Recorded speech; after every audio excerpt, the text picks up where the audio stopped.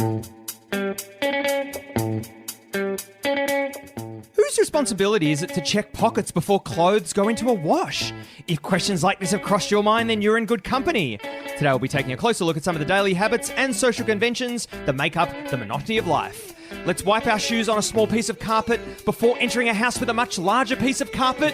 Grab your knitting needles and a blanket because it's time for three old friends to sit around and sew a new patch into their quilt of friendship. So join me, Dion, under the covers with Christian. Welcome to Patchwork. And Josh. Welcome to Patchwork.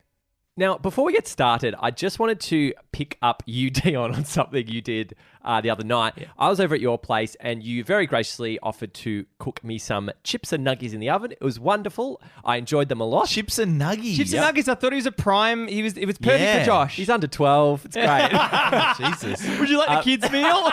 That's great. But the weird thing you did, right? You also supplied some delicious barbecue sauce. Thank you very much. Yep. In a separate bowl. It's a little side bowl of barbecue sauce, okay? Squeeze a bit in that, have some chips, have some nuggies. Yeah. We got down to, I think, 2 or 3 chips. Barbecue sauce was done. Dion then proceeded to do a whole nother full side bowl of barbecue sauce with 2 or 3 chips left. Yeah, it's a very, very interesting point. Oh. It's a great pickup, and I'm glad you picked up on it. Because there's a method to my madness. Weird. I always find that I run out of sauce when I tip it into a container. And I always, usually in the first go, I overcompensate. And I obviously just overcompensated for the second go as well. There was so much barbecue sauce for 2 chips. Yeah, so I threw out heaps today. Oh, you threw it out. Yeah. So did you wash it down the sink? I did. I washed it. It gets quite hard, and you have to. It's a difficult moment, isn't it? To say goodbye. Why did you say? Did I throw it down the sink? Oh, you think I should have? No. I'm happy with it going down the sink. Are you sure? Let me have a think. Well, yeah, do you go in the bin or the sink, right? No. Do you put it back in the bottle? Yeah, well, that's why. That's why I was asking. Too much work. Yeah, way too much work. Well, so then, if that's too much work, then pouring too much into the container is fine. Because if it's wasteful. No, but you're saying that putting it back into the bottle, is too much work. Yeah. So how much value are you placing on this item? Great. No. So Christian is. Did you get what Christian's saying? No. He's saying that the amount of effort that I put in to putting more in the thing is the same amount of effort that you would go into returning it back to the bottle. I don't think that is a coherent or valid point at all. It is. Well, it is. It's so easy to squeeze out a little bit of sauce. Get out of the Matrix, man. Just squeeze less sauce, Dion. Yeah, squeeze less sauce. That's a good adage for life. I'm also happy for you to squeeze little bits of sauce consistently throughout a bowl of chips. Yep. Rather than trying to get it perfect on the first squeeze. Yeah. Hang on. Can you guys stop saying squeeze? Did you squeeze it into the side bowl, or did you take the lid off and pour it in? I'll stop saying squeeze if you stop saying side bowl. Capiche? We shook hands. How do you normally distribute your sauce over your meal? Are you a side saucer, or do you sauce the top? Very interesting, Christian. I am a sorcerer of the side. Okay. A sorcerer. Yeah. Just because I want to be able to dip in each moment, I want to be able to choose how much I'm getting. And will you multi-sauce the side? I've never multi-sauced in my life, I don't think. Will you ever outsource? I've outsourced the sourcing on the side. Josh? Depends on the food stuff. But generally, like a sausage, a banger, if you will. Oh, what are you doing with a banger? A banger will go sauce over the top in a squiggly pattern. Good. But then there'll be a little bit of extra just plopped on the side as well. And will there be a multi-sauce reverse swiggle? No, I don't like to mix the sauce. If there's going to be multi-sauce, they're very distinct and very separate because they're separate flavors. And then I would choose, as Dion did, to proportion it as I wish. Christian, how do you feel about the squiggle of sauce? Fine with that. I like to do a double helix. So add a bit of biology to my banger. Just to remind you of where humans came from, That's right. Yeah, exactly right. Yeah, I'll often do a double sauce on the side because I like to. I like to experiment with sauce and are you combos. Blending the sauces? Not really, but I will go a double dunk sometimes. What sauces are we talking about here? What are your sauces of choice? How many sauces are? Surely there's only 3 sauces in the world, aren't there? Well, I really like hot sauce. Oh. You can ask Josh. Why is our hot fridge sauce is full of too condiments. many sauces? It's so generic, hot sauce. Do you reckon? No, it's Great not. point. But hot sauce, what does that it's great. mean? No, What's the flavour? Hot. It's true. Every other sauce, although barbecue sauce. Hang on. That's a bizarre Also, one. hot sauce kept in the fridge to keep cold. Yeah. Hang on. Yeah, isn't it weird that the feeling of burning on your tongue has been described as hot? Do you like spicy food, Josh? Nah, not really, no. Did you grow up with it, Christian? Yeah. Oh, because I didn't grow up with it. And like my dad, whenever he used to have something that was spicy, made a massive, massive deal of it. You knew that something Yeah. had a little bit of spice in it because he'd be like, water. Another tale from Nonnel's Veggie Patch, but this is a little patchlet. Nonnel will not say that he's satisfied with his meal until he's leaking from his Sweating. eyes and Yeah, nose yeah. and What? sweating. Is Yeah. Italian food necessarily spicy? No, so this is another thing that irks me a little bit about kind of Europe. I think I'm going to make a big generalization here, but Europeans tend to think that they grew up with the spiciest food. Oh, my nonno, my yaya, she spices everything. Honestly, the first time I think I tried a proper hot curry, Yeah. it blew my fucking nose off. Yeah, okay. Because it wasn't comparable to the kind of stuff you're having. The chili in Southeast Asia is something else. What is it about the chili in Southeast Asia? I think it's something in the water, Dion. I think the other thing that I noticed that night, Josh, was when you came over to a new house that I moved into, and I see Josh saddling up in his chair there, I know what this is. ready for battle. Yeah. And I asked Josh if he wanted a tour of the house. And obviously, lovers of Curb Your Enthusiasm would know this is something that's come up in Curb before, but I experienced it for myself because Josh arrived, we had a sort of video call we all had to go to in 15 minutes, and I think Josh thought that we had to prep. Before that. But I don't think we ended up prepping. Maybe did a little bit of chat. But he deferred the house tour and he was like, can I see the house after we have our call? Okay. And I thought it was weird because we were walking through the house. So the house tour, I get it. The house tour wouldn't... I get your point, Josh. Hang on. You don't. There's Hang heaps on. more info. Christian, I get your point as well. How big could the house be? It's not a big house. Let him finish and then I will rebut. But I was walking through the house because, like, you come into the house and surely you're curious enough to go, oh, there's a room there, and you could do the tour very quickly. But Josh, I wanted to find out from you, what was the thinking behind wanting to have dedicated time to the house tour? Yeah, absolutely. So, 15 minutes before this call, Dan had already flagged the idea of chippies and nuggets. So I'm like, okay, well, we're going to have to eat these chippies and nuggets. It was chippies and nuggies, Nuggies, actually. sorry, yeah. We're gonna have these chippies and nuggies and make sure we're ready for the call in 15 minutes. Yes. I'd rather have a very relaxed and engaged tour of the house where I could ask questions, think about it, wander through, talk about it more instead of feeling like I'm rushed through ticking the boxes. But there was one crucial moment when Josh walked in and just went past the rooms, just went straight to the kitchen. Yeah. And made a comment on the kitchen. I think you're like, oh, this is quite a nice kitchen, quite a modern kitchen. And I was like, hang on, if you're deferring the house tour, you have to defer all commentary of the house tour until you've seen the whole house. So Josh, the fact that you had deferred the house tour, were you actively trying to not look at things on your way in? Great question. I paid little to no attention to what was going on until we got to the main living space, which is where we're going to be spending the next hour or so. Christian, let's look at this from an objective perspective. Is this strange behavior, do you think? Or is there room for this in the world? To be honest, I think it's respectful. Really? He put But that's not like Josh. he put time aside to have a proper tour. But you have to find out, was it a proper tour? And I'll tell you, it was. It was a proper tour. Yeah. Would you, because you showed me the attic, which is like something out of Arrested Development where you pull a thing down and there's a ladder up there. Yeah, it's amazing. Was that happening in the pre-thing? That's an investment. Oh, Yeah. meaning was there enough time in that 15-minute You wouldn't gap? have pulled the No attic way. down. No Probably way. wouldn't have pulled the Thank attic you down. so much. Yeah, so Josh got the full show. But it still was weird because it. Here we go. Here's the point. Should it have been on Josh's terms to defer the tour? I reckon. I'm the guest. I reckon. No. But I reckon. No. Do you agree, I'm with Christian? Dion. Yeah. I think, Josh, the movie's great, Yeah. but we all watched the trailer. Great. No, Josh doesn't. Josh doesn't. He actually doesn't. Josh doesn't watch trailers. He hates the trailer.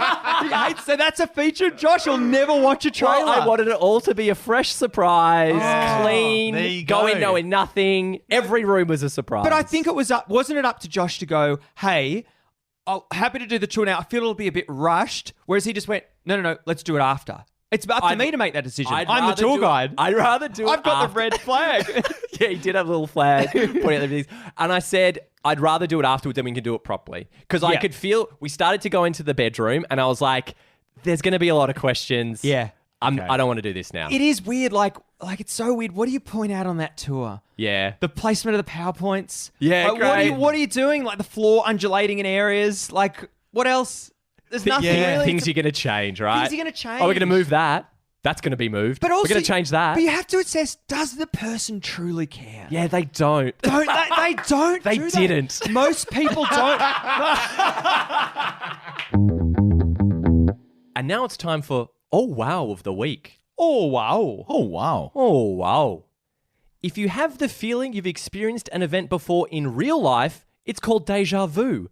If you feel like you've previously experienced an event in a dream instead, it's deja revu.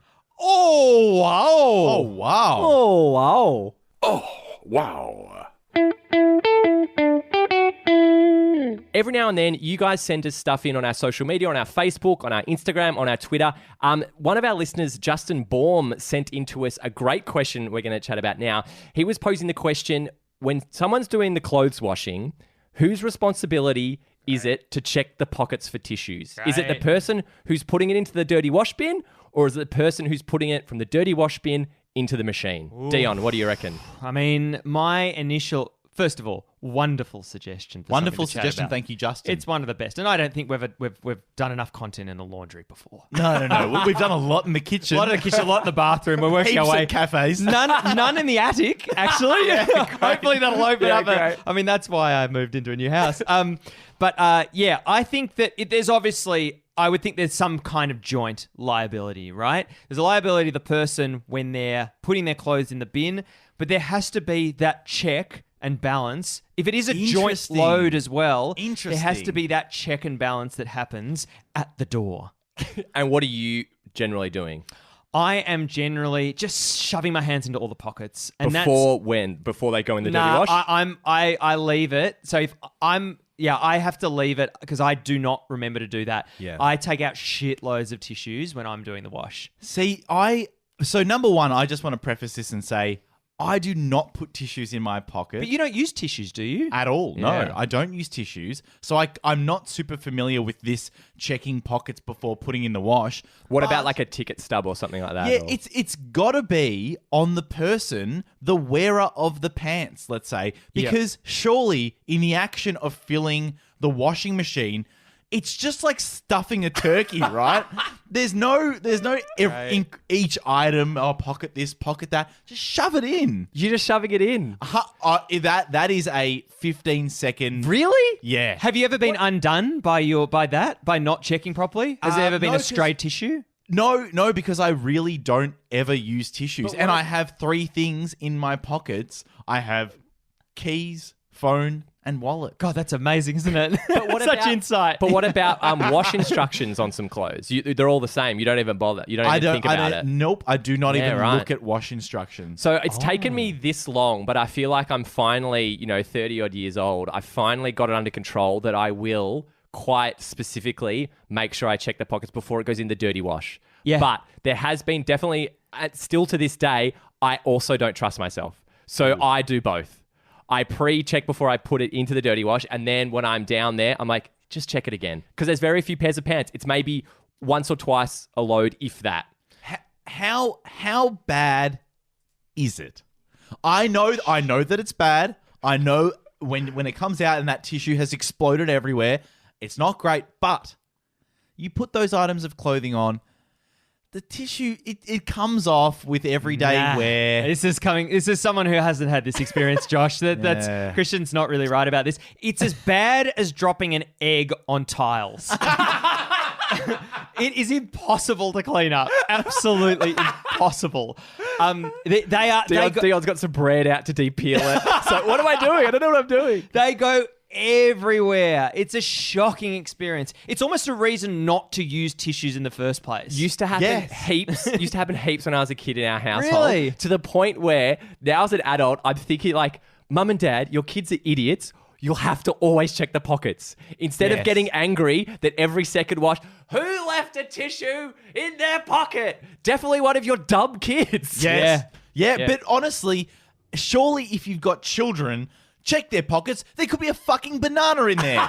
That's true. I didn't have any kind of rhyme or reason to what I shoved in my pockets as a kid. And you wouldn't think, oh, when I take these off and they go in the dirty wash, I better check the pockets. I mean, as a parent, I would have been concerned if you were shoving a banana in your pocket, to be honest. Or I was just happy to see you. Gee, Christian's been really, really confident these last few days. I wonder what he's been up to. The other thing is that there's obviously that moment when you take the clothes out and there's that shit everywhere. But let's assume that there's not tissues everywhere. Josh, a preference for the clothes horse or outside washing line? And tell me the temperature and the humidity. It's a great question. And I did some washing today because I was like, sun's out. Yeah, it's great. Sun's out, washing's out, as the phrase goes. Yes. So it was a bit sunny. It was a little bit warmer. There's things, very rarely do I want to do the washing and it goes straight on a clothes horse straight inside. I don't like that. I always like a little bit of outside, even if it's just wind, even if it's overcast, I'd much prefer a bit of outside wind. Why? It's efficiency. It's all about efficiency with you. You want it dried as quickly as possible. Well, it's a much drier wind outside, right? Whereas inside with a heater, it's kind of steamy and you end up like a Chinese laundry in your kitchen. Yeah, because it's stale. There's no air movement around the clothes. So even today, what happened was it went out on the washing line for a few hours. Yep. And then just to it wasn't quite dry by the time the sun was setting. Got to get it in before sunset. Oh yes. Got to get it in before sunset. Oh yes. And so then I put them on a clothes horse and then inside. You leave those clothes on the line overnight, and you are basically welcoming Jack Frost to piss on your clothes. And he's indiscriminate. He doesn't care. He literally pisses on everyone's clothes. The other thing I was just recalling the last patch that we recorded, and we were talking about drying. I think we were talking about drying dishes, and I came up with that genius invention, which is the dish drying rack that has the heating element in it. I saw yesterday a heating element in a clothes horse. How good's that? In a clothes horse? Yeah, it's a powered clothes. It's a powered clothes. It's an Android clothes. It's a horse. It's a mechanical horse. It's at the bar. But did it also shoot hot air into the clothes, or just heated the actual... Or just the saddle? Sorry, shoot hot air into the... No, it's a clothes horse that just gets warm. It's like a heated towel rack, but horse. Yeah, so I've never had a heated towel rack. Does that dry the entire towel or just the part that's touching? I bought a portable one off Gumtree for $25. It's the best investment I have ever made. It's so good, Christian. Really? In winter, if your bathroom is freezing, you can set it. You can put it on a little Wi-Fi timer. Set it to wake you up. You can set it to heat up before, like an hour before you wake up. Hang on. It's great. Is the heated element to warm your towel pre-use or dry your towel post-use? Both. It's as sensible as calling a clothes horse a clothes horse. I think a preheat is ridiculous. Hang on Here a second, we go. Josh. Preheat your towel. I mean, we're speaking about taking things out of washing machines and out of dryers. One of the best feelings on earth is taking a towel or a t-shirt out of a dryer and putting your face in rubbing the it all middle over of your face. You know what it's akin to? Absolutely. Christian, go to a restaurant. What about would you like a main meal? Yes, please. I'd like it delivered on a hot plate. Fantastic. Like a warmed up plate. Same shit, Josh. And you're just dabbing that hot plate over your wet body, are you? Absolutely. Yeah. No, but my point, when you're covered in water, though, I get the point of it's straight out of the wash. It's all hot. This is lovely. Yes. Sorry, it's out of the dryer. But for that, I'm like, you're wet. You're wet with hot water from the shower. This is strange. The heat of the towel doesn't work. How does he not get it? It's a hot towel when you're wet out of a shower. Yeah, and your purpose is to dry that water off. That's so strange. Hang on, Josh. hang on. We've uncovered something. There's got to be something to it. Wait. Let me take you step by step through getting out of the shower and the types of temperatures you may or may not feel. Sure. So, you get out of the shower. Hot water at this point in time has been turned off, has it not? Yes, correct. Cool. So you are now covered in water Yes. with nothing hot touching you anymore. Except for the hot water that's still on your skin. Do you think the water stays hot on your skin? Sorry, as soon as the tap goes off, you get instantly cold. Is that what happens? No. Pretty quick. But you do. Pretty quick. Yes. Pretty quick. What about you? 100%. How long does it take to go from shower to towel? Oh, Half a second? What are you guys talking about? I mean, it's the worst period of time in one's life. That period, that interval, shower and towel is horrible. Yeah. Also, Josh, have you ever just for a moment stepped out of the shower and gone, oh, fuck, got back in and been like, oh, that is so good?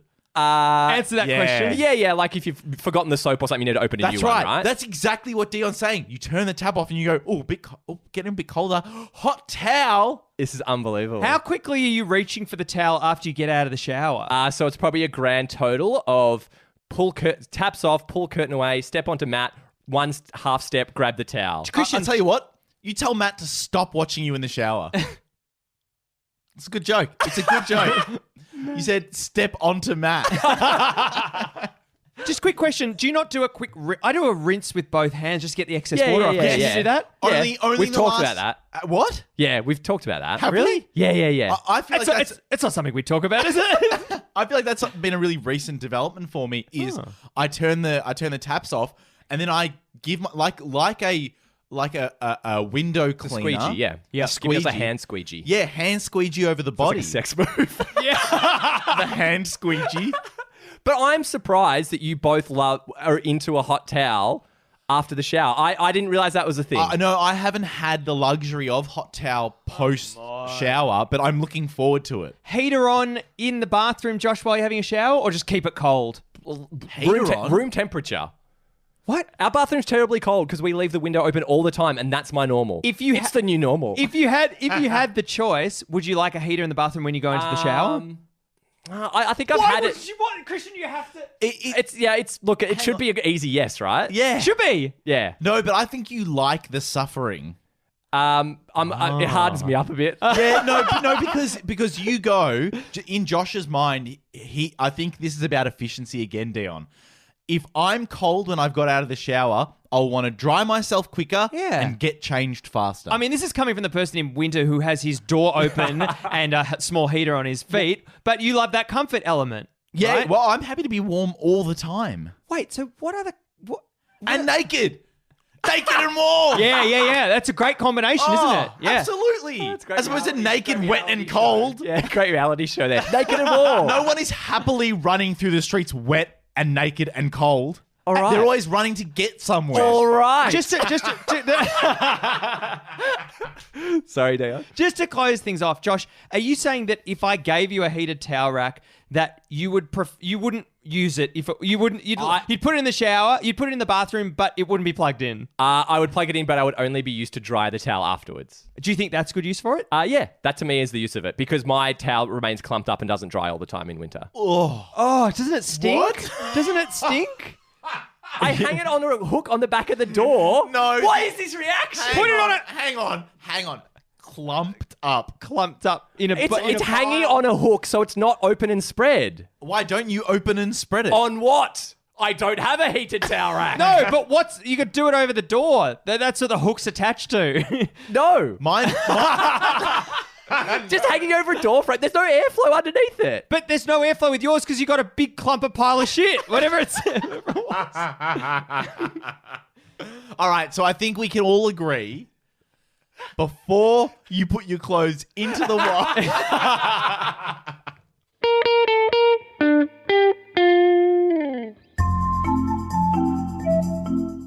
It's Monday morning and two colleagues meet in their work elevator. As usual, they have nothing to talk about, so I'm going to help them out by giving them 3 random words or phrases each to fuel their Monday morning blues. Josh, I have 3 words for you that you haven't seen before, and Christian, 3 words for you. I don't know what one of them is. Really? Great. Oh, well, you're going to have to slip that into a conversation, aren't you? Jeez.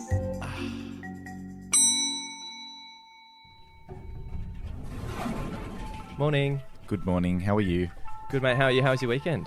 Not too bad. I was just working on the deck as per usual. Yeah, cool. Yeah, I've just got my old man's tools, so just using that goddamn wooden hammer. The wooden hammer, classic. I actually was using a wooden hammer as well. Yeah. I had to put up some joists. Some joists. In my Okay. house. Yeah. And what's a joist? I think it's like a framey kind of thing. Look, Dad was there, he was helping out. And... You're a real juggernaut of building. But the most exciting part was putting up the credenza. Oh. Oh, so you've built yourself a credenza. Yeah. Jesus. Beautiful dish. Yeah. Dish. It'd probably have a bit of a metallic taste. Yeah, it did actually. You know what was really weird? Afterwards, couldn't get the taste. I was like, this tastes a bit like salmon. That's what I thought. Oh, anyway, here's my stop. Okay. See you, John. Have a great week. Bye.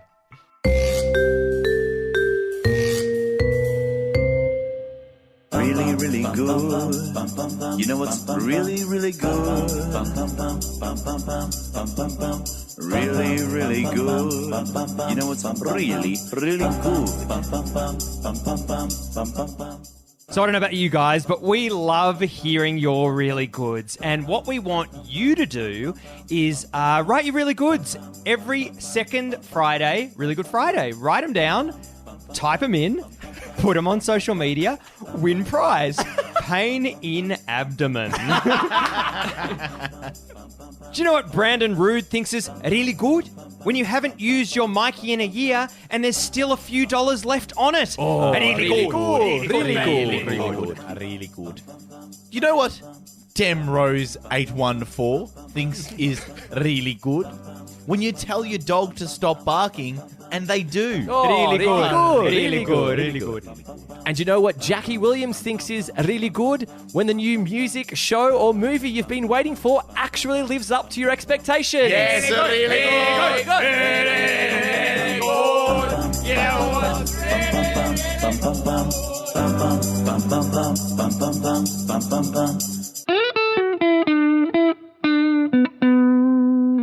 Thank you so much for listening to another episode of Welcome to Patchwork. We have the Melbourne Podcast Festival coming up, and oh my God, the lineup's looking great. Over 25 shows. I think at last count there were 28 shows that will be... You're joking. I'm not joking. They'll be performing live at the Jam Factory in Melbourne. That's South Yarra. It's one of the few suburbs in Melbourne that has 2 words in it. But it's super fun. Tickets are $20. Head to melbournepodcastfestival.com. You'll see posters around the town if you're from Melbourne. Our name is right down the bottom of the poster because our name starts with W. But yes, get your tickets. It's going to be super, super fun. And also check out the other shows that are performing at the festival as well. Josh, what do we have? We have social media. We do. We have always social had media. it. We've got a Twitter. We've got a Facebook. We've got an Instagram. We've got a Discord for a little cheeky chat. We've got all those things. And also, we have a Patreon. Huge thank you to all our existing patrons. You guys are the lifeblood of the show. You keep us rolling day in, day out. If you can spare a couple of bucks a month, it makes a massive difference to us here at the show. So thank you so much to all our patrons. Actually, what do we discuss? We obviously release a bonus patch to Patreons in every off week. In the last one, wasn't it something about how far do you go in your grating vegetables? We did that. It's meant to be a good sell, Dion, okay? You're meant to encourage them. 10 minutes of bonus content. Yeah, but we really speak about how close you get to chopping your fingers off when grating vegetables. And that's every single bonus patch. We haven't deviated from that for 3 years. Chopping, cutting, grating, anything. As we do every week, we sew a new patch into our quilt of friendship. Josh, what patch did you sew into our quilt this week? Thank you, Dion. My patch this week was you giving me a full tour of your house, including your heated towel rack, heated floors, and heated credenza. Christian, what patch did you sew this week? Thank you, Josh. This week I sewed into my patch you leaving Dion's house tour early and claiming that it wasn't as good as the book. And Dion, what did you sew into your patch this week? My patch this week is Josh making sure that he empties all of the tissues from his pockets into a pile of clump on the floor before stepping into his freezing cold credenza. Thank you for listening to Welcome to Patchwork for another week. I've been Dion. I've been Josh. And I've been Christian. Goodbye. Goodbye. Goodbye.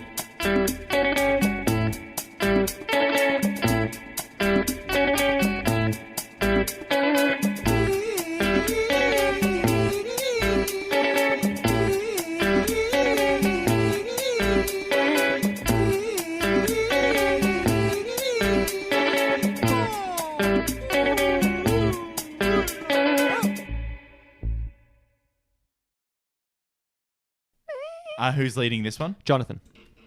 You got the bloke's name? Yeah. Baum. Baum. Bomb, bomb, bomb, bomb. I want you in my room.